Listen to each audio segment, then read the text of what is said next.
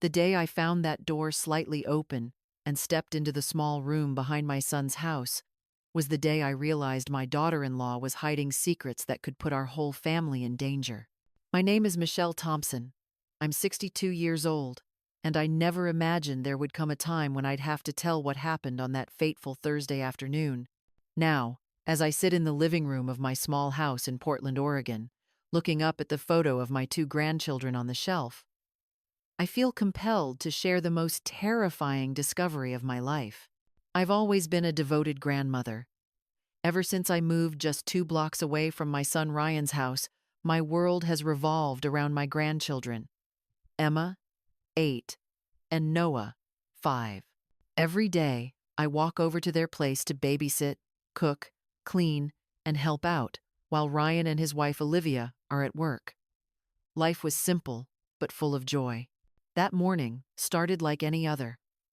I woke up at 5:30 a.m., brewed my coffee, and by 6:30 a.m., I was already at their house. Ryan left early for a sales meeting at his company, and Olivia was on an early shift at the hospital. She's a medical technician. The kids were still asleep, so I tidied up the kitchen and started breakfast. Emma was the first to wake up, rubbing her eyes, her messy blonde hair reminding me of Ryan when he was little. She kissed me and asked if we were making pancakes, our Thursday morning ritual. I already had the batter waiting. A few minutes later, Noah appeared, still in his Spider-Man pajamas, clutching the old stuffed bear he never lets go of. He's always been more attached to me than Emma. He climbed onto my lap while I flipped the pancakes, chattering about a dream where he met dinosaurs. After breakfast, I helped them wash up, brush their hair, and pick out their clothes. Emma insisted on wearing her sparkly pink shirt, while Noah refused to take off his Batman t-shirt. Those little negotiations always made me smile and reminded me how precious everyday life can be. By 7:15 a.m., we headed out for school. The walk there was always a cheerful little adventure. Noah stopped to look at every dog, cat, even ants marching along the sidewalk, while Emma told me about her homework, her friends, and the upcoming PE class. I listened to every word, soaking in their laughter. After dropping them off at school, I went back home to do chores, laundry, tidying up, preparing lunch. Olivia often told me I didn't need to do so much, but I enjoyed it. It made me feel useful, needed. At 11 a.m., I returned to pick Noah up from preschool. The moment he saw me, he ran out, holding a wrinkled, colorful drawing, a red heart with 2 stick figures. "That's you and me, Grandma," he said. My heart melted. We walked home and stopped by the park so he could play on the slide. A few other grandmothers were there too, and we chatted about the kids, the weather, the neighborhood. Life was peaceful, ordinary, and that was enough for me. Back home, Noah was hungry. I reheated lunch and served it on his favorite blue plate with little cars on it. He ate while telling me stories from class about his teacher with long hair, about a friend who showed off a new toy car. When he finished, he grew sleepy. I lay down with him on the sofa, covering him with the knitted blanket I'd made myself. Noah fell asleep in my arms as I watched a cooking show on TV. Those quiet moments made me feel like I truly belonged there. When Noah woke up, it was nearly 3 p.m. Time to pick up Emma. He was cheerful and wanted to play a bit before leaving. Then he suddenly remembered his red toy truck that he'd left outside the day before. We went out to look for it. I checked under the plastic table, behind the flower pots, even inside Emma's dollhouse, but it was nowhere to be found. Noah began to pout. That truck was his favorite. He said maybe it was. In the small storage room behind the house, where they sometimes kept old toys, that room had always been a mystery to me. It stood apart from the main house, and Olivia always kept it locked, saying it was just for Christmas decorations and things they didn't use anymore. Whenever I offered to help organize it, she politely refused, saying everything was already in order. That day, as we got closer, I noticed something strange. The door was slightly open, just enough for a sliver of light to escape. Noah ran ahead, eager to look for his truck, but I quickly held him back. A strong instinct told me to be careful. I called out Olivia's name, then remembered she was at the hospital and Ryan was still at work. It was just Noah and me. I slowly pushed the door open, uneasy about stepping into a place that wasn't mine. At first, I saw stacks of cardboard boxes, just as Olivia had said. But as my eyes adjusted to the dim light from a small window, details. In the center of the room stood a table covered with papers. Not old ones, but freshly printed documents, neatly arranged as if someone worked there regularly. I stepped closer, gripping Noah's hand tightly. Looking closer, I saw multiple IDs, all with Olivia's photo but under different names. There were insurance cards, driver's licenses, and documents I couldn't fully understand, only that they sent a chill down my spine. On the table were envelopes filled with money, neatly stacked, the kind you only see in movies. Noah was starting to get restless, looking for his toy, but I was frozen in shock. Inside an open box were luxury items, jewelry, watches, brand new phones still in their boxes, things a hospital technician could never afford. My heart pounded as I noticed something even more horrifying: photographs of my grandchildren, pictures of Noah playing in the park, Emma leaving school. The three of us at the playground, all taken secretly, like someone had been watching us. The realization hit me like a punch to the chest. My daughter-in-law was involved in something incredibly dangerous and worse. From what I saw in that room, my grandchildren were somehow part of it. Noah tugged on my sleeve, proudly showing me that he'd found his toy truck under a cardboard box, but I could barely move. Right in front of me was a stack of passports, each with a different name, yet all with photos of my grandchildren. Passports I knew for certain Ryan had never made. I trembled as I stepped out of the room, quickly closed the door, and told Noah we had to leave right away. The boy looked confused by my sudden tone, but obeyed. We quietly walked to school to pick up Emma, while my mind was in chaos. All along the way, I kept glancing around, gripped by paranoia. Every passerby, every parked car, made me uneasy. I was holding my grandchildren's hands, yet it felt as if I were carrying two ticking bombs. When we arrived at Presentit school, I forced a smile at Emma. She ran up and hugged me like always, and I tried to hide my fear.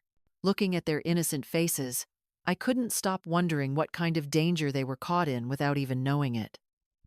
The afternoon passed in a blur. I took the kids to my house instead of going back to Ryan's, saying I wanted to bake cookies with them, but in truth, I needed time to think, to decide what to do with the horrifying truth I had just uncovered. While the children played in the living room, I just sat there watching, filled with both love and dread. Love, because they were the most precious souls in my life. Dread, because I now realized our peaceful life in Portland was nothing but an illusion. That night, after Ryan came to pick up the kids, I lay awake staring at the ceiling. I knew my life had changed forever that afternoon. I would have to make a decision that could shatter my entire family. But maybe it was the only way to protect my grandchildren. In the silence of that long night, I made the hardest choice of my life. In truth, this story had begun long before that discovery, back when I became a widow 17 years ago, after my husband Robert died in a truck accident that tore my world apart.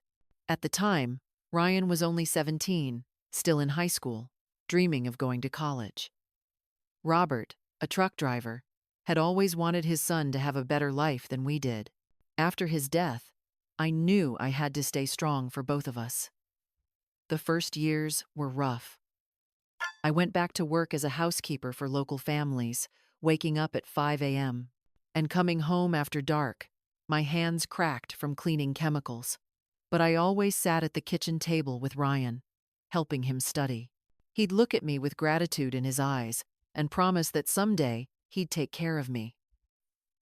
He found a job as a salesman at an electronics store downtown. I felt proud seeing my son wearing a dress shirt and tie, trying to build a future. For years, it was just the two of us, mother and son, sharing everything. A small family, but a close one. When Ryan was 29, he met Olivia at a company party. She had just finished her medical technician training. Beautiful, lively, and Ryan fell for her instantly. That night, he came home glowing, talking about her like he'd just found the love of his life. I'll admit, from the very beginning, I had a strange feeling.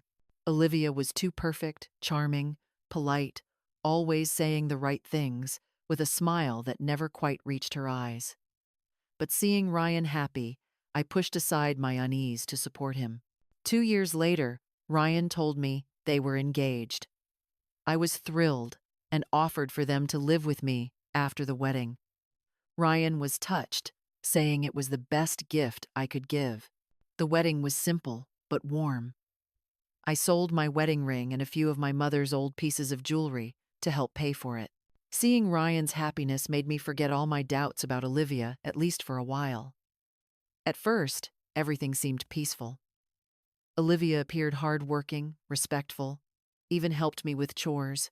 Ryan was attentive, and I felt useful cooking and cleaning for them. But slowly, things began to change subtly, almost imperceptibly. Olivia started making remarks about my habits, saying I woke up too early, that I was too loud, that the TV volume bothered her. Each time, Ryan looked uncomfortable, so I tried to make things easier by being quieter, less visible.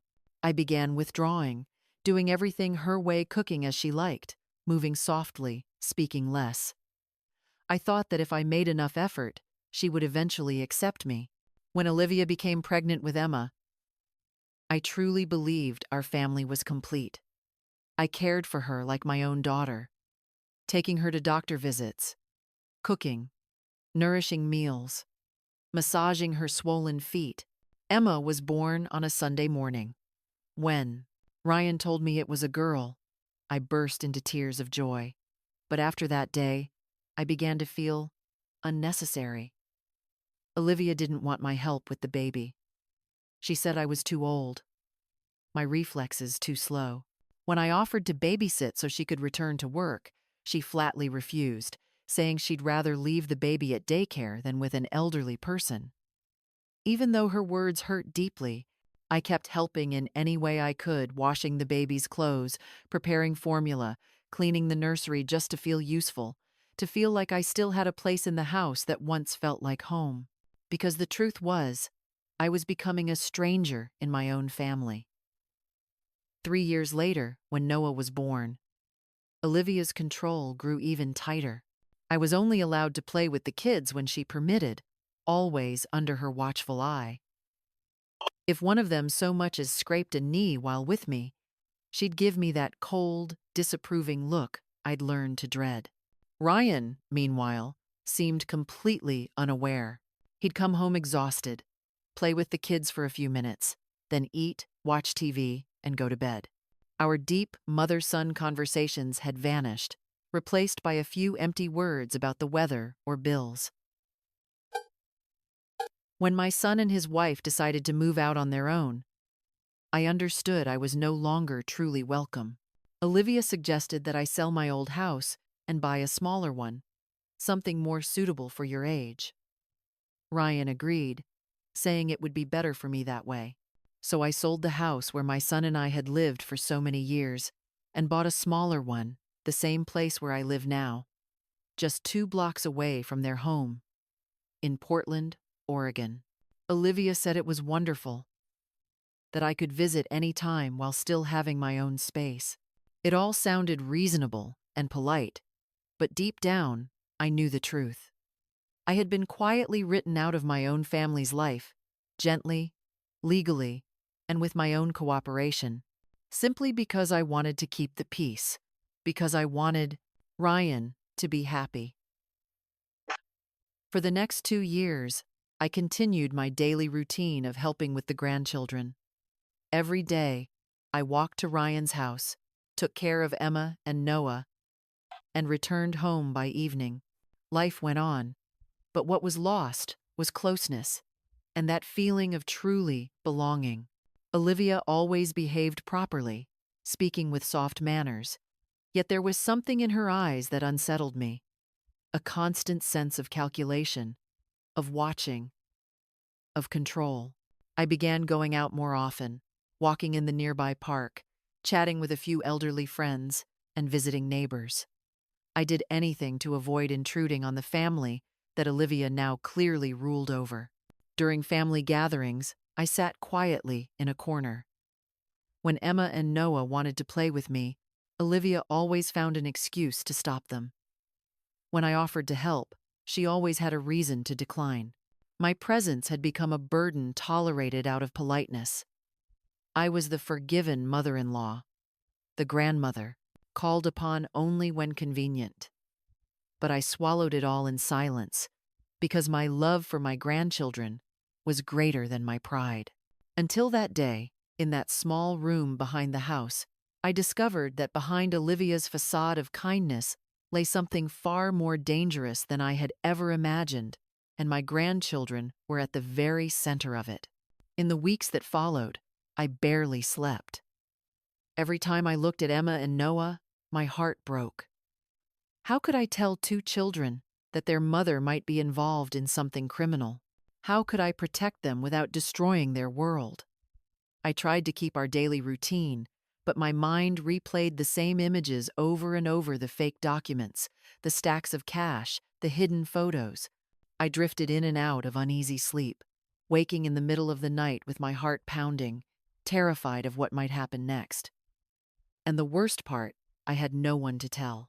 My neighbor, Helen, 66 and also a widow, quickly noticed that something was wrong.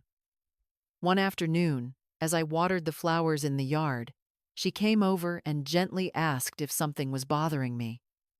Looking at her kind face, I almost burst into tears. For a moment, I wanted to tell her everything, to release the weight that was crushing me.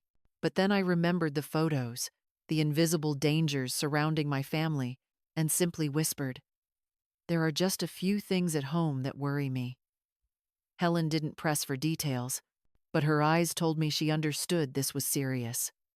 And on the third day after I'd discovered Olivia's secret, the moment that made my blood run cold arrived. I was at Ryan's house, playing with Emma and Noah in the living room, when Olivia returned from her hospital shift. She walked in with her usual bright smile, greeted everyone, kissed the kids as if nothing had happened. But when our eyes met for a brief instant, I saw it something different. That look of hers was probing, searching, as if trying to read whether I knew. My heart pounded, but I forced a smile, pretending to stay focused on Noah stacking his toy blocks. Olivia lingered in the living room for a few minutes, making small talk about her day at the hospital. Then she said she needed to put some things away in the small back room. My blood froze. She stood up, grabbed her bag, and walked off casually. I sat there, pretending to pay attention to Noah's toys, my mind in chaos. A few minutes later, Olivia came back without her bag. She sat down across from me, looked straight into my eyes, and asked, "Mrs. Michelle, did you happen to go into the back room recently? It looked a little messy yesterday." The question struck like lightning. She knew. Somehow, she knew I had gone into that room. My throat went dry. But I stayed calm and replied, "Oh no, dear. Why would I? I know that's your private space." Olivia smiled, but it was a cold, calculating smile. "Oh, of course. Maybe the kids were just playing around. Don't worry, I already cleaned it up." Olivia was warning me that she knew I had discovered her secret and that I should stay quiet. She said it in front of the children, cleverly using them as a shield, knowing I wouldn't dare make a scene. That evening, when Ryan came home, I watched how they interacted. Ryan looked as tired as usual, but there was something off about Olivia's behavior. She was too sweet, too flattering, like someone trying to regain control or hide something. During dinner, Olivia brought up the idea of a beach trip. She said she'd found some great deals, that the kids needed a getaway. Ryan got excited, started talking about the budget while I sat there frozen in fear. I couldn't stop thinking about those passports, those fake papers. Was she planning to run away with the kids? Had she realized that I knew and was now preparing to disappear? I tried to hide my worry. But when Emma innocently asked, "Grandma, are you coming with us?" Olivia immediately replied, her voice sweet yet chilling. "I'm not sure your grandma could handle the trip, sweetheart. Long journeys are hard for older people like her." The words sounded gentle, but the poison underneath was clear. She was preparing to erase me from my grandchildren's lives. That night, I couldn't sleep. My mind kept replaying images of Emma and Noah being taken somewhere far away, drawn into something terrible that I couldn't fully understand. The anxiety rose so high that I had to get up for a glass of water to keep from fainting. That was the moment I knew I had to act. I couldn't stay silent any longer. I needed to uncover the truth. I needed solid proof to protect my family. The next day, Olivia said she'd be working a night shift at the hospital, and Ryan would be staying late to close a deal. It was my only chance. I picked up Emma and Noah after school, telling them we'd bake cookies at Grandma's house. They both cheered with excitement. While the kids played in the living room, I called my neighbor Helen to ask for a favor I'd never dared ask before. "Could you watch the kids for a couple of hours? I need to take care of something urgent." Helen came over right away. I told Emma and Noah that she'd play with them for a while and that I'd be back soon, then turned on the TV for their favorite cartoons. The kids giggled. Helen always carried candy in her pockets. Then I went back to Ryan's house, my heart pounding wildly. I had a key since I often babysat, but it was the first time I entered when no one was home. I felt like I was doing something wrong, but deep down, I knew I had to do this to save my grandchildren. I unlocked the front door and went straight to the small room in the back. This time it was locked again, but I remembered Olivia always kept a spare key under the flower pot by the door. My chest tightened as I bent down. The key was still there. With trembling hands, I opened the door. The room looked completely different now, tidy, spotless, as if someone had erased all traces. The boxes were neatly stacked, the desk wiped clean. Olivia had clearly come back to tidy up after our conversation. I began searching carefully, making sure not to leave any sign I'd been there. In one box on the top shelf, I found brand new children's clothes, still with the tags attached. But they weren't Emma's or Noah's. The sizes and styles were all wrong. Why would Olivia have so many clothes for other children? In another box, I found expensive toys, remote control cars, imported dolls, video games, all high-end items far beyond the means of a hospital technician. And then I noticed something strange. Some of the toys had name labels, children's names I'd never heard before. Digging deeper into the desk drawer, I found a notebook hidden away. It looked ordinary on the outside, but what was written inside made my blood run cold. It listed the names, ages, addresses, schedules, and detailed personal information of several children, including Emma and Noah. It had their school hours, play locations, friends' names, daily routines, as if someone was tracking and analyzing every move we made. But what terrified me most was the part written about me. The grandmother is very close to the kids, often picks them up from school, knows their daily routine could become an obstacle. I froze. Olivia wasn't just hiding something, she was surveilling us, documenting every detail of our lives. There were also lists of strange phone numbers, codes, amounts of money next to dates, and the most horrifying part, a client list with notes describing children's physical traits, height, eye color, hair color, and age. That was when the truth struck me like lightning. Olivia wasn't just involved in fake documents or money laundering. She was connected to a child trafficking network, and my grandchildren were right in the center of it. My hands shaking uncontrollably, I pulled out my phone to take pictures of several pages from the notebook, but I was trembling so badly that some came out blurry. I put everything back exactly as I'd found it, locked the door, hid the key under the flower pot again, and ran out of the house, nearly collapsing on the way. When I got home, Helen immediately knew something was wrong. I was pale, drenched in sweat, my hands and legs trembling. The kids were still glued to the TV, unaware of anything. Helen came closer and whispered, "Michelle, what happened? You look like you've seen a ghost." I looked at her, then at the children, and for the first time since discovering the secret, I knew I needed help.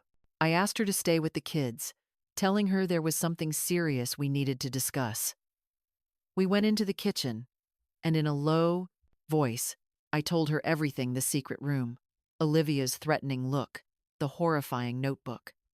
Helen listened in complete silence, her eyes wide with horror. When I finished speaking, she gripped my hand and said, "Michelle, this is extremely dangerous. You have to go to the police right away. Those children are in serious danger." I froze. How could I turn in the mother of my own grandchildren? How could I destroy my son's family? How could I explain to Ryan that the woman he loved was a criminal? And what if I was wrong? How could I turn in the mother of my own grandchildren? What if there was another explanation? Helen's tone became firm. "Michelle, right now you can't think like a mother or a mother-in-law. You need to think like a citizen, someone responsible for protecting innocent children. If you stay silent and something happens to Emma and Noah, could you ever forgive yourself?" Her words echoed in my mind all night. When Ryan came to pick up the kids, I tried to act normal, but inside I was preparing for the most painful decision of my life. In the middle of the night, I picked up my phone, looked up the numbers for the police and the Child Protection Agency. I read through their information and instructions, trying to understand what to do. Helen was right. I couldn't think only as a grandmother anymore. I had to act as a protector. In the stillness of the night, I realized something. Protecting the ones you love sometimes means making choices that break your heart. The next morning, I woke up with a strange calm. I was no longer the panicked grandmother from the night before. I was a woman who had decided to do the right thing. The fear was still there, but alongside it was a kind of steel resolve I never knew I had. At 8 a.m., I called the Child Protection Division of the Portland Police Department. The woman on the line spoke gently, instructing me to come in person and bring whatever evidence I had. She emphasized that any case involving children would be handled as a priority. Before leaving the house, I organized all the photos I had taken from the notebook, trying to prepare myself mentally. But then I realized that to truly convince investigators, I needed more. I took a deep breath and made one more risky decision. I would go back to that room one last time, at 9 a.m. sharp. Helen knocked on my door, as promised. She offered to come with me to the police station, and I felt more grateful than ever to have a friend like her. When I opened the door, she looked me in the eyes and asked, "Are you ready?" I nodded. "Yes, but before we go, I need to gather a few more pieces of evidence." I explained my plan to go back to Ryan's house while Olivia was on her hospital shift and Ryan was at work. Helen was worried but agreed to stay outside as lookout, pretending to talk on the phone so she could warn me if anyone returned. We arrived around 10 a.m. Helen stayed outside while I unlocked the door and stepped in. My heart was pounding, but this time I was ready. I went straight to the back room, retrieved the key from under the flower pot, and opened the door. Inside was just as neat as before, but I knew exactly what I needed to find. I took out the notebook and carefully photographed every single page, making sure the pictures were clear. There were notes I hadn't seen before: international phone numbers, strange addresses, pages detailing children's routines, and information about several other families in the neighborhood. And then I found something that made my blood turn to ice: a brown envelope hidden under the bottom drawer. Inside were stacks of documents, some with official government seals, and right in the middle, something that made me gasp for air: international travel permits for Emma and Noah, with a destination to a country I had never even heard of, all scheduled to depart the following week. One more week. Olivia was planning to take my grandchildren out of the United States, and Ryan had no idea. Those beach vacations she mentioned had been lies all along. It was an escape plan. My hands shook as I photographed every single page, trembling so much I had to retake several shots to make them clear. Inside the envelope were also plane tickets, hotel reservations, everything meticulously arranged. Just as I was placing the papers back into the envelope, I heard Helen's phone ring twice outside our prearranged signal that someone was coming. My heart nearly stopped.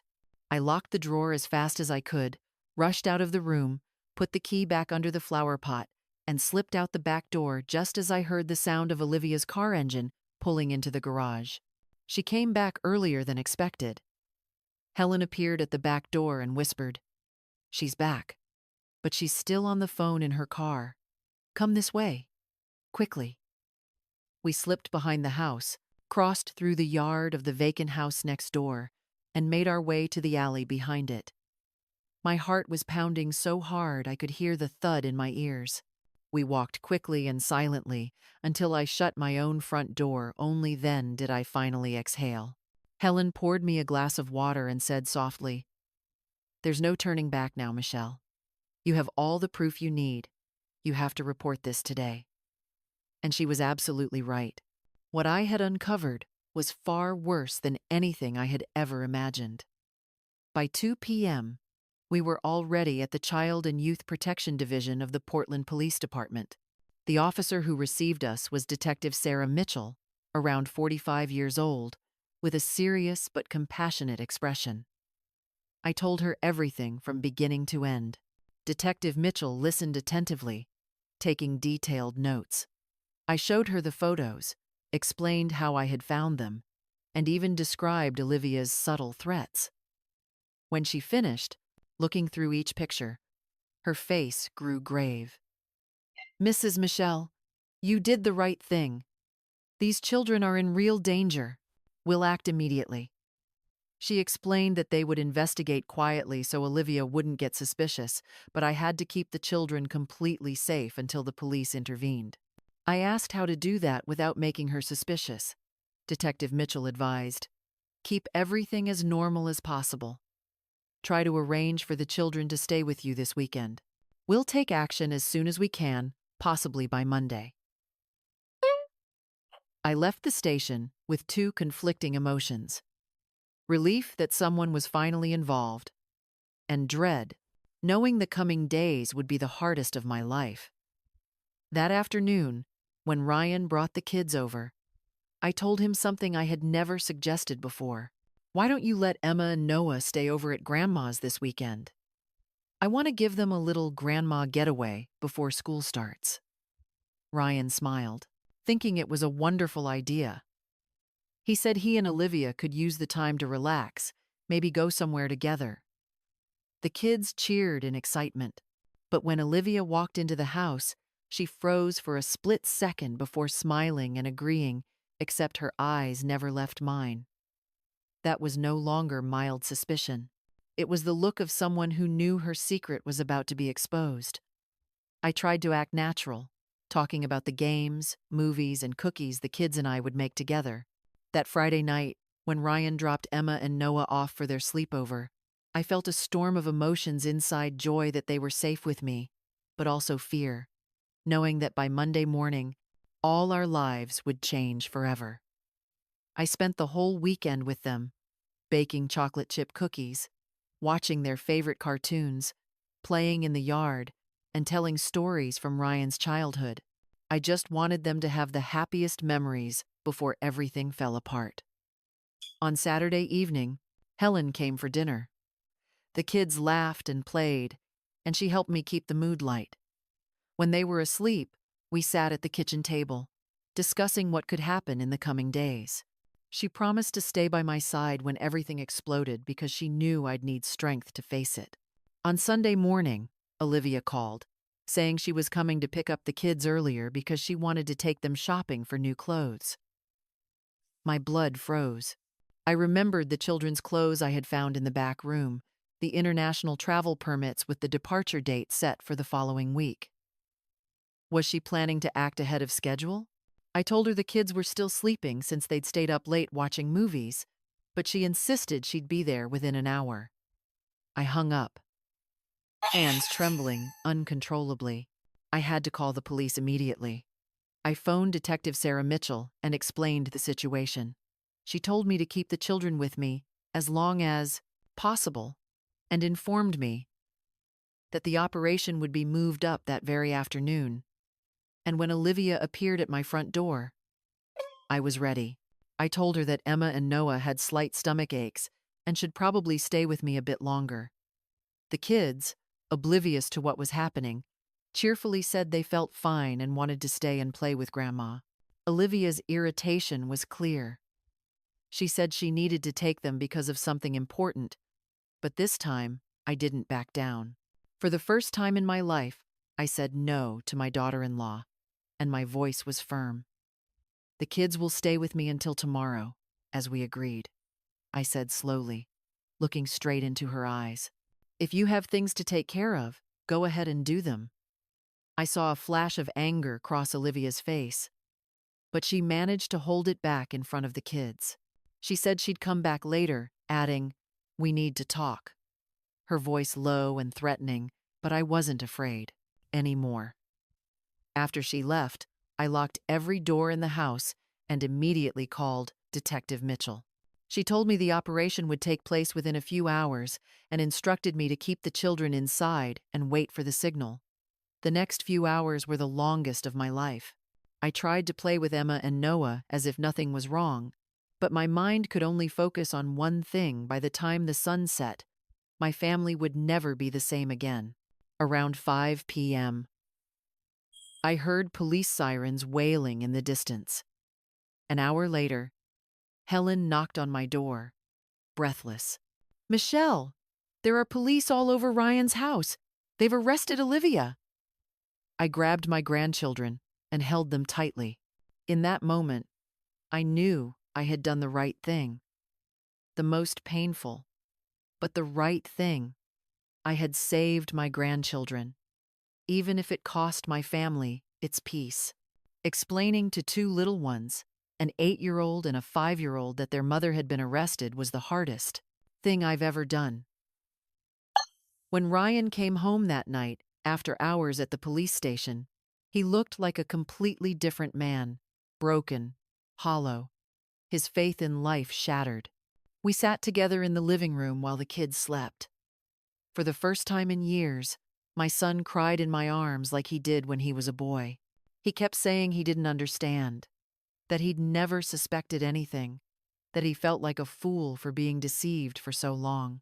I just held him, saying nothing, because sometimes silence heals more than words ever could. That night, Ryan asked for my forgiveness for being distant, for letting Olivia treat me poorly, for not realizing that while he was blinded by love, I had been fighting to protect our family. He said he finally understood that I was the only one who had truly cared for him and his children. The next day, Detective Mitchell called and revealed the full scale of the case. Olivia had been involved in an international child trafficking network. She had used her position at the hospital to find struggling families children who could disappear without anyone questioning it. The fake documents, the photos, the contracts, all of it was just part of a sophisticated criminal operation I could never have imagined. The most chilling part was learning that Emma and Noah were never going to be sold.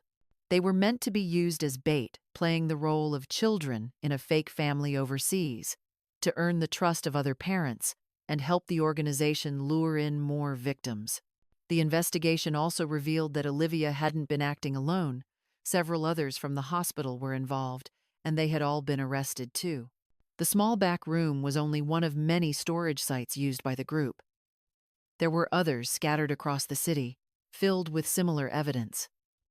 Ryan fell into a deep depression for weeks. He took a leave from work, started therapy, and tried to piece together the fragments of a life Olivia had destroyed. He found out that much of the money she brought home came from her crimes. Their so-called comfortable life had been built on the suffering of others. The kids reacted differently. Emma, being older, asked questions I didn't know how to answer. Why did Mom do bad things?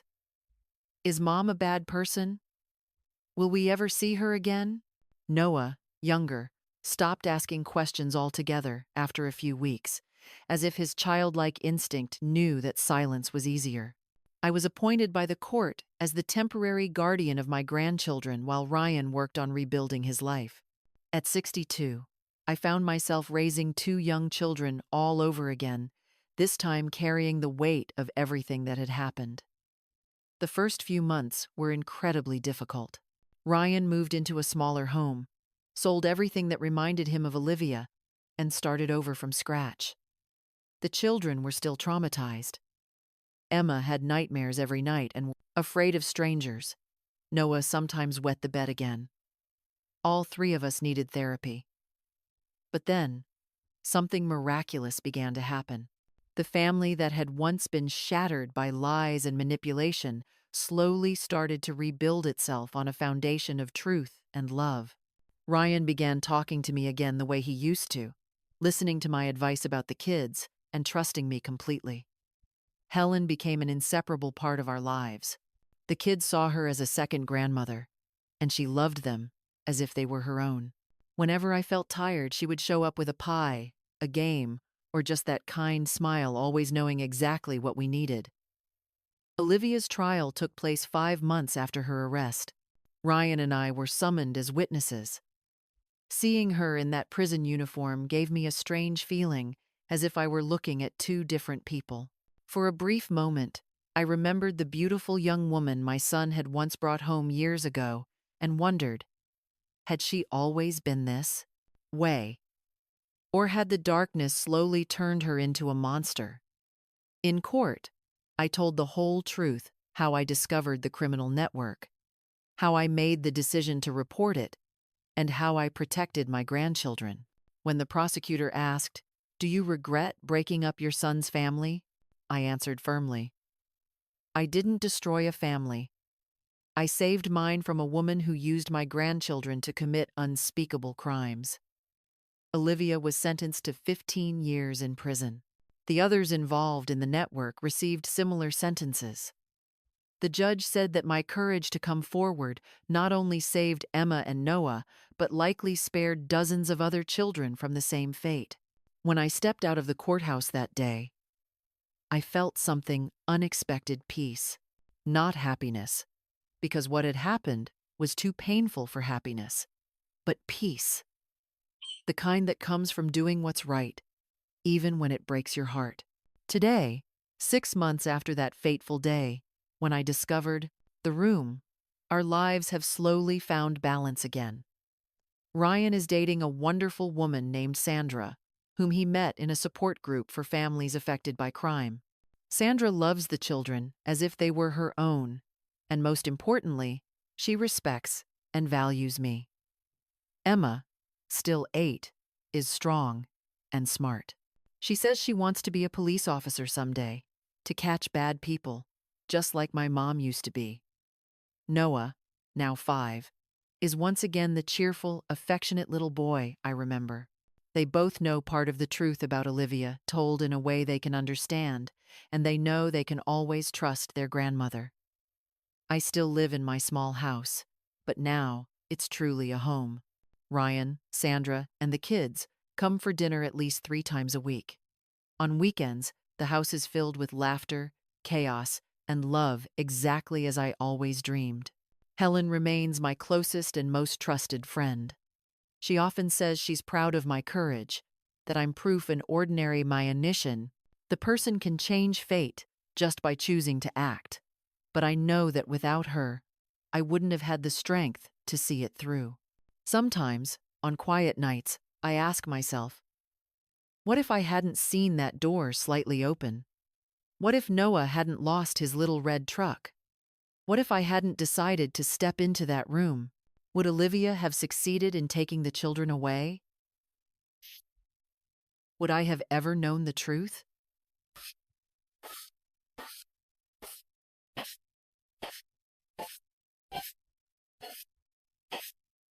It was a grandmother's instinct, a mother's love, the hidden strength that lives in every woman's heart when it comes to protecting those she loves. It was courage I never knew I had, waiting for the moment to awaken. And I learned something deeply important. A real family isn't one that stays silent for the sake of peace. A real family faces the truth, no matter how painful. It's the kind that protects the vulnerable, even when that means making the hardest decisions. Now, whenever I see Emma and Noah laughing, in the yard, Ryan smiling sincerely beside Sandra, or feel Helen's warmth nearby, I know I made the right choice. I saved my family not just by exposing Olivia, but by putting my grandchildren's safety above everything else. My silence that first day when I saw the door ajar was the silence of someone frozen in terror. But what came after was the cry of a grandmother, one who would never let anyone harm her grandchildren. Michelle's story is a work of fiction inspired by real events, with names and locations changed to protect identities. Yet behind the fiction lies a real kind of pain, that of grandmothers and mothers forced to choose between silence for peace or speaking up to save those they love. Perhaps all of us face such a moment at least once when love and fear collide and only faith lights the way. Michelle chose to speak out, and because of that, love was redeemed. Despite her losses, she found peace, a peace only God can grant to honest hearts. If this story touched you, stay until the end, where 2 more stories await that I believe you'll love. Because who knows, you just might find a piece of yourself in them.